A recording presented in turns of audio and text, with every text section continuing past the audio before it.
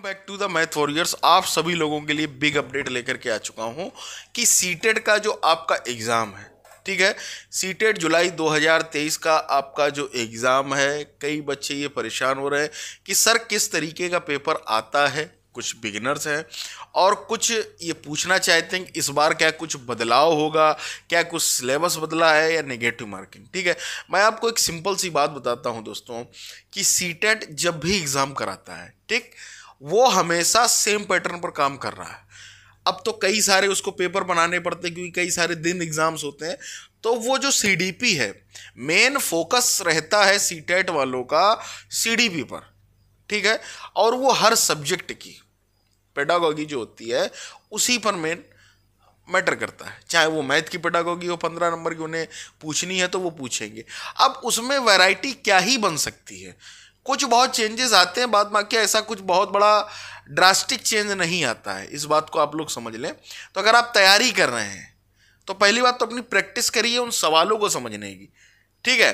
और जो 15 नंबर के न्यूमेरिकल सवाल आते हैं, जैसे मैथ में हो गया या आपके हिंदी व्याकरण से रिलेटेड हो गए, अगर आप इंग्लिश सब्जेक्ट ले रहे हैं तो इंग्लिश की ग्रामर और वो सारे, तो अगर ग्रामर पोर्शन और हिंदी हो गया, सीडीपी उधर हो गया, तो अगर आप और इन्वायरमेंट आपका हो गया, अगर आपकी अच्छी पकड़ है, देखिए 15 नंबर की या तो सीडीपी पूरे पोर्शन को पकड़ लो या फिर इधर जो ये पोर्शन है इसको पकड़ लो, तब भी एक अच्छा स्कोर बन जाता है।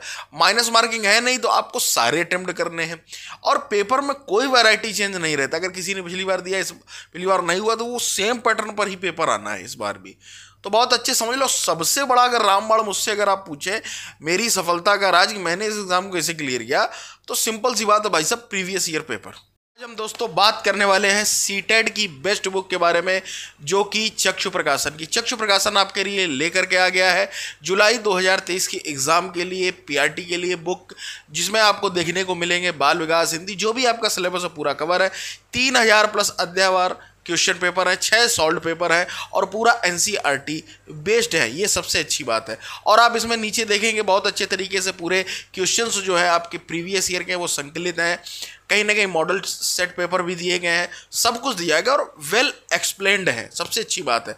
तो ये बुक आप परचेज करें और साथ ही साथ आपकी स्क्रीन पर ये दिख रही, इसके साथ ही साथ इनकी बहुत सारी बुक्स, प्रैक्टिस सेट और इंडिविजुअल सब्जेक्ट की भी बुक्स आती है, तो वो भी आप अपने नज़दीकी बुक स्टॉल से परचेज करें या फिर आप डिस्क्रिप्शन में दिए गए लिंक से ऑनलाइन भी परचेज कर सकते हैं। और सीटेट में 120 प्लस स्कोर करने के लिए चक्षु पब्लिकेशन ही बेस्ट है। रामबाण है किसी भी एग्जाम का और इसका एग्जाम का तो बहुत बड़ा। आप उतनी प्रैक्टिस कर लो, क्या पता डिट्टो एज इट इज वही सवाल आपको देखने को मिल जाए एग्जाम में, ठीक। तो ये हो गई सीटेट की इस बार का पेपर। और जो केवीएस पीआरटी का रिजल्ट है कि कब आएगा सर, कई सारे क्वेश्चंस आ रहे हैं भाई, अटेंडेंस आ गई, कितने बच्चों ने फॉर्म भरा था, ये सारी चीज़ें थी। अब इसका इंतजार हो रहा। और ये मैं आपको बता दूं, केवीएस पीआरटी कट ऑफ हो, रिजल्ट हो, फाइनल आंसर की हो, ये अचानक से ही आने वाला। किसी को पीआरटी म्यूजिक है इसका नहीं पता था, अचानक से एक दिन आता है, कट ऑफ आ गई, इंटरव्यू की डेट आ जाती है, सब कुछ हो जाता है। उसी तरीके से कुछ इसमें भी होना है, ठीक है। रिजल्ट आएगा, उसके बाद फाइनल आंसर की ये देंगे, ठीक, वो सारी चीज़ें रहेंगी, सीधे नंबर आ जाएगा, जिनका भी इंटरव्यू होगा वो अपना जाकर के देंगे और एक कट ऑफ आ जाएगी जो भी चली जाए, ठीक है। मेरा मानना है तो 138 के आसपास ही कट ऑफ जानी है, लेकिन कुछ लोग अब कह रहे हैं कि नहीं जाएंगे, देखते हैं, वक्त बताएगा। आप लोग ना दूर ना हम दूर हैं, है ना। और जो यूपी की जूनियर एडिट शिक्षक भर्ती है, जो कि मेरा मानना है 1.5 से 2 साल हो गए जिसको भर्ती बिल्कुल लटकी पड़ी, और अभी भी इसकी स्थिति अगर मैं आपको बता दूं, कोई इसमें अपडेट नहीं है, वही कोर्ट कचहरी, और उसमें सरकार इस समय चुनाव पर ध्यान दे रही है, सच्चाई, आचार संहिता लगी उत्तर प्रदेश में, आपको पता ही है, तो वही चीज़ें चल रही हैं। तो इसकी कोई अपडेट नहीं है। आप बार बार पूछते हैं कि सर क्या अपडेट है, क्या है, तो इसके भरोसे अगर जो बैठा है तो वो फिर राम भरोसे बैठा है, आप ये समझ लीजिए। मैं ये हमेशा कहता रहा हूँ कि इस भर्ती के भरोसे ना बैठे। अगर आप किसी अन्य एग्जाम की तैयारी कर रहे हैं तो उस पर फोकस जरूर करें, इसको साइड में रखें। इसमें तो आपका हो ही गया, ये मान लीजिए अगर आपके अच्छे नंबर हैं तो, है ना, लेकिन ये भर्ती बहुत अधर में है, तो थोड़ा इससे सावधान रहें, ठीक है। बाद बाकी जो प्रक्रिया चल रही, जैसा जो भी कोर्ट कचहरी चल रहा, उसमें अपडेट जरूर लेते रहे और जुड़े रहे मैथ वॉरियर्स के साथ। मिलते हैं अगली वीडियो में, टिल देन।